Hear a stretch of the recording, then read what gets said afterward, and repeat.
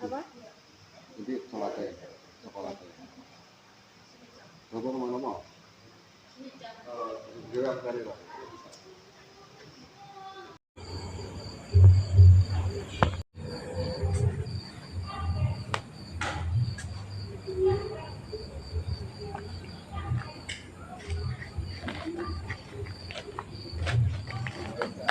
Assalamualaikum warahmatullahi wabarakatuh. Salam rahayu, rahayu, rahayu. Apa? Teman-teman, di video yang telah lalu kita telah membahas tentang kejayaan di masa Raja Jayabaya dari Kediri, teman-teman. Di masa itu Kediri itu mampu menguasai jalur perdagangan rempah-rempah hingga ke Maluku, teman-teman. Menurut catatan dari Cina itu bahwa masyarakat yang ada di Jawa, terutama di daerah Kediri, teman-teman, itu memiliki pakaian yang khas, yaitu para rajanya dan pembesarnya itu menggunakan pakaian berbahan dari sutra, teman-teman, dan menggunakan perhiasan yang dibuat dari emas berukir. Dan masyarakat Kediri itu hidup di dalam rumah yang sangat bersih, teman-teman, dengan ubin berwarna kuning dan hijau.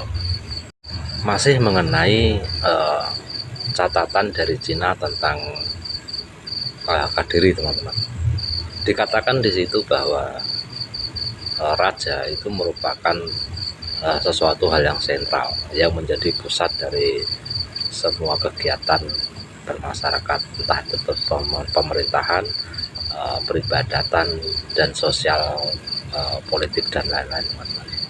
Yang menjadi sentral adalah raja. Semua pejabat dan rakyat itu pada berlutut ataupun menghormat kepada raja dengan cara menyembah, teman-teman.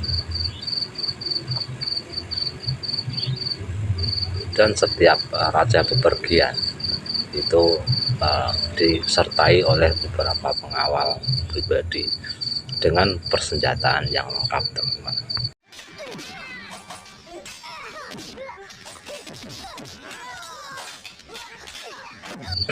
Teman-teman, masyarakat Kediri ketika memasuki masa pernikahan, teman-teman, itu dilakukan dengan tanpa perantara.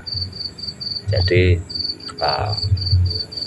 dari pihak keluarga laki-laki itu mendatangi pihak perempuan dengan memberikan emas sebagai bentuk keseriusannya dalam istilah kata melamar, teman-teman. Jadi acara lamaran dan juga pemberian berupa emas sebagai mahar untuk sekarang, teman-teman, itu ada sejak zaman Kediri. Jadi sebelum Kediri itu tidak ada istilah penggunaan mahar, teman-teman. Bahkan kata mahar sendiri itu ada sejak masuknya era Islam ke tanah Jawa, teman-teman. Sebelumnya itu istilahnya tidak mahar, tetapi ya memang ada acara lamaran dari pihak laki-laki ke pihak perempuan memberikan emas kepada pihak mempelai perempuan, teman-teman. Teman-teman, selain mahar itu emas juga digunakan sebagai bentuk denda setiap kejahatan, teman-teman. Jadi pada masa kerajaan Kediri itu setiap tindak kejahatan itu didenda dengan berupa emas, teman-teman, kecuali tindak kejahatan perampokan. Kalau perampokan itu hukumannya adalah mati. Jadi dari pihak keamanan ataupun prajurit kerajaan itu memburu dan kemudian ditangkap dan dilakukan hukum mati. Masyarakat Kediri pada waktu itu menjalani kehidupan sebagai petani dan juga ada apa itu sebagai pedagang, teman-teman. Perdagangan yang dilakukan itu sudah keluar dari wilayah, atau dalam bahasa sekarang itu udah tarafnya udah ekspor impor, teman-teman. Yaitu negara-negara yang dituju dalam perdagangan itu adalah negara Cina atau Tiongkok, teman-teman, dan juga Chola atau India, serta Sriwijaya, teman-teman. Pada zaman Kediri bahwa Sriwijaya itu adalah negeri lain, kalau istilah kata sekarang itu luar negeri, teman-teman. Dan walaupun Sriwijaya termasuk wilayah Nusantara, tapi pada waktu itu memang negeri lain.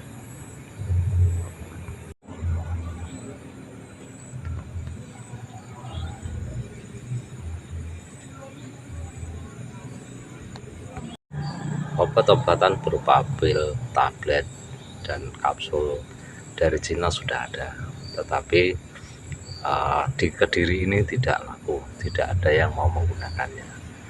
Masyarakat Kediri lebih percaya dengan pengobatan secara tradisional ataupun herbal melalui para tabib, dan juga kepercayaan kepada pada Tuhan Yang Maha Esa itu lebih tinggi. Jadi mereka lebih banyak berdoa dan bersemedi ketika sakit, teman-teman. Orang-orang Kediri pada zaman Jayabaya berkuasa, itu sangat terkenal sekali sebagai orang yang sangat pemberani, dan mereka itu selalu bermusuhan dengan tentara dengan orang-orang dari Sriwijaya, teman-teman. Bahkan sampai terjadi bentrok adu senjata ataupun sampai terlibat pertempuran kalau orang-orang Kediri bertemu dengan orang-orang Sriwijaya. Semua kejadian ini terekam atau dicatat oleh orang Cina, karena pada waktu itu orang Cina itu sudah pada datang ke Kediri untuk melakukan perdagangan, dan juga yaitu untuk melakukan perdagangan di bumi Nusantara, teman-teman. Di dalam kitab Nagara Kartagama itu mencatat bahwa masa-masa akhir kerajaan Kediri atau masa Kediri dalam senja atau berakhirnya masa Kediri itu terjadi pada pemerintahan Prabu Kartajaya. Semua ini bisa terjadi, kerajaan Kediri bisa runtuh karena Prabu Kartajaya itu memiliki keinginan yang tidak masuk akal, yaitu ingin disetarakan dengan dewa. Dan keinginannya ini mendapat perlawanan atau penentangan dari para tokoh agama pada waktu itu, yaitu para Brahmana, para biksu, dan yang lain-lain. Dan para tokoh-tokoh pembesar agama ini semua itu kemudian mengungsi meninggalkan Kediri ke arah timur, yaitu bertempat di desa Gantar, teman-teman, dan meminta perlindungan kepada seorang aku dari Tumapel, yaitu Ken Arok. Mengetahui hal itu, Kediri atau Prabu Kartajaya itu memerintahkan pasukannya itu untuk menyerang Gantar, yaitu sebuah wilayah di pinggiran timur Kediri. Itu pasukan Kediri berhasil dikalahkan, dan kemudian inilah masa terakhir atau masa berakhirnya kerajaan Kediri. Kemudian Ken Arok itu menobatkan diri menjadi seorang raja dari kerajaan Tumapel, yang kemudian ibu kotanya itu dipindahkan ke Singasari. Di dalam sejarah juga tercatat bahwa kerajaan Tumapel itu lebih dikenal dengan sebutan kerajaan Singasari. Teman-teman, episode kali ini cukup sampai di sini dulu. Mudah-mudahan bermanfaat, teman-teman. Jangan lupa untuk like, share, dan subscribe.